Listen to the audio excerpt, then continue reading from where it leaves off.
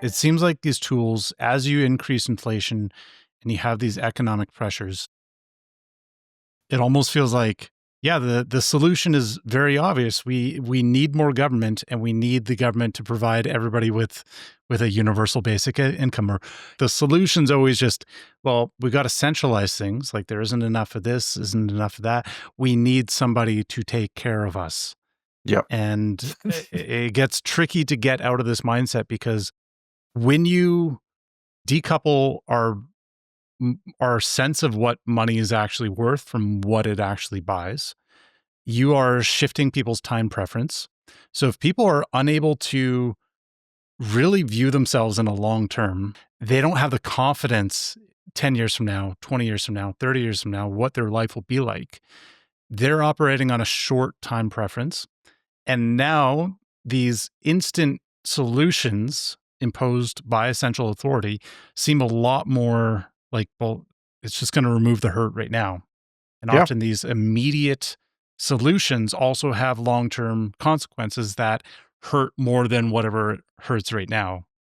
Yeah, no, absolutely. And I'm glad you're recording this, because I'm going to go on the record and say universal basic income is a very, very, very bad idea. But you know, I honestly wouldn't blame people for going on it. So if you're a single mother or a single father or something like that, and you're struggling to put a roof over your head, put food on the table, and make sure that you get the electricity bill paid, you're desperate. And it's like, it. How are you supposed to look after that kid and work 3 jobs just so you can pay your rent? Like it just doesn't work. And so, really thinking it through, that you're right, that instant gratification is almost a necessity in that case. And I think governments know that as well. And so they're basically, walk right over here, sign up for your universal basic income. By the way, we're going to put it to your central bank digital currency account, and away we go. You want to go on the record about that too? Sure. CBDCs, good or bad idea, Brett? Terrible, terrible idea. You know, I wrote a paper, I think it was in the spring of 2023. The Bank of Canada came out with a survey that basically was asking questions like, how would you use a central bank digital currency? Wouldn't it be fantastic if you could do this really easy? And so I wrote this paper basically describing that you're marching down to a dystopian nightmare. Thankfully, 90,000 Canadians responded, and it was overwhelmingly bad towards a central bank digital currency. And so the Bank of Canada has since put it on ice, but I've also read a few papers of how it would be implemented. So the work hasn't stopped around a central bank digital currency, but effectively it's on pause until on the surface. Yeah. But the thing is, like I say, if once people get desperate, it's I don't blame them. That's another example. We've talked about it on the show before, of how, to another earlier point you made about how, this is not necessarily a left or a right issue or a liberal conservative issue, we've been talking about. We use the example of when Trudeau was talking about implementing a national school lunch program.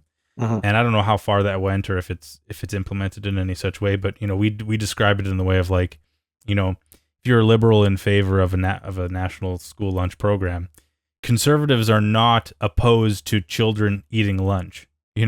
They just believe that there's a different way to achieve that, and that you empower the parents to have more powerful paychecks to be able to buy their own kids lunches, and not rely on a government program that, should their children end up relying on it and the government changes it in some way, or it defunds it, or it moves it to something else, well now what are you going to do, because you haven't planned? It's just a different mindset of where you believe the source of the goal should come from.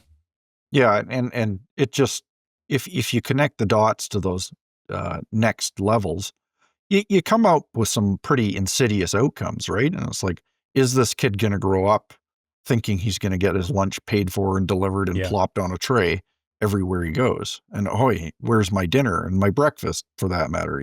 So where's my bugs? So it doesn't set a great precedent with anything, and there's much better solutions that don't go down this dystopian nightmare pathway.